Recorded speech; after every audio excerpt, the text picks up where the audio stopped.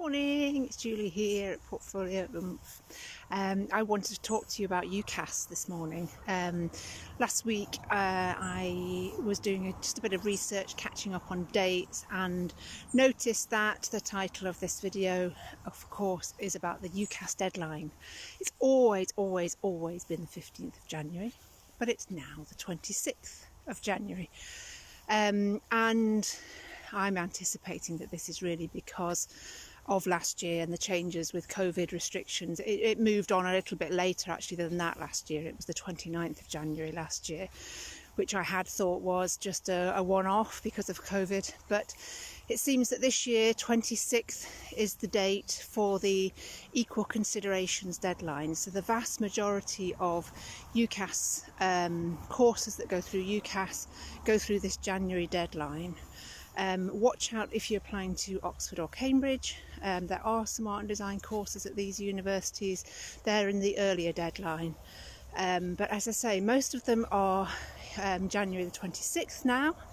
So that means you've got a fair bit of time. However, what I would encourage you to do, and what I'm doing with all my students who are on the course at the moment, the first thing that they do, I get them to think about and to write a UCAS draft. Okay, to get their first draft done ASAP. Partly because writing, as I remember, was never the most exciting part of an application, but it actually is a really important part of an application. So what can you be writing about in your UCAS statement? This is always the question. And you know, guidance that comes from schools is often about, your interests, your hobbies, your your prefect, these kind of very generic things, and clubs that you go to. But what you really want to be seeing in an art and design statement, okay, maybe a little bit of that at the end, but the vast majority of your art and design personal statement for UCAS needs to be, yes, about you, but about your art. Okay, so what can you write about? If you haven't really started your portfolio, it's very difficult to write anything. But what you would be aiming to cover in your UCAS statement is your ideas. So what ideas are you exploring through your art? What interests do you have that you're exploring through your art? Okay. Then I would also be covering what materials you're using. Don't just describe them. Don't just tell them what materials you're using, but what sort of processes have you been getting involved in? What have you learned? What have you enjoyed? What have you maybe not enjoyed? What mistakes have happened that have allowed you to improve? Okay, so what's that? That's ideas, that's materials and processes, and other artists and designers are really important. So if you're applying for fashion, for example, it needs to be fashion designers. Yes, you can include some art and design, other designers, artists, but predominantly, if you're applying for something like fashion, you need to be demonstrating that you're aware of what's going on in the fashion world. Painting, painters, artists working in the fine art arenas.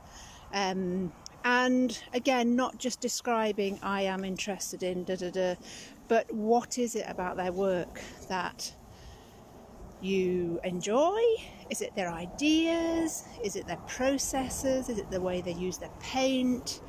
Is it their kind of, the way that they're really out there and they use kind of contemporary ideas, things that are happening in the world to inspire their work? So you need to be kind of getting involved, really involved in your ideas, your materials and processes, and other artists and designers. One thing is essential is that you get out to see some exhibitions. Okay, I was out in Edinburgh last week at the Fruit Market Gallery and Stills Gallery, but wherever you are in the world, if you can get to some contemporary exhibitions, okay, needs to be artwork that is being made today. ideally. And, you know, again, talking about this in your statement, what have you learned? How did it impact you? Is it changing the way that you feel about your art? Okay, so it's not just describing all these things, saying I did this, I did that, tick box, tick box. It's how it's having an impact on you, and it's about, you know, really kind of reflecting on the experience of whatever it is you're talking about. I would also include a small bit at the end if you've been doing volunteering work, or maybe you've been invigilating in a gallery, or perhaps you've been doing some workshops with kids. If you've been doing relevant work experience, that's good.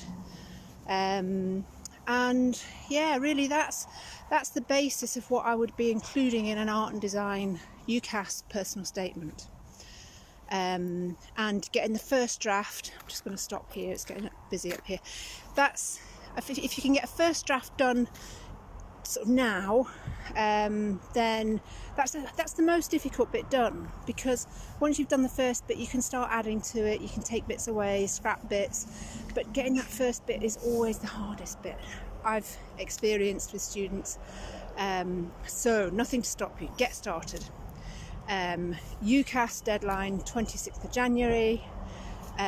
What else do I need to tell you? I think that's it really. Hopefully that's been helpful. Let me know below if you've got any questions or if I can help you at all.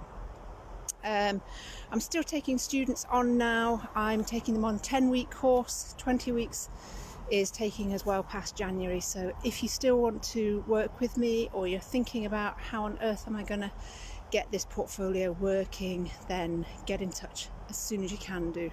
I've got space for a couple, 2 or 3 more students this year. Great. Okay, hope this finds you well. Have a great week. Bye.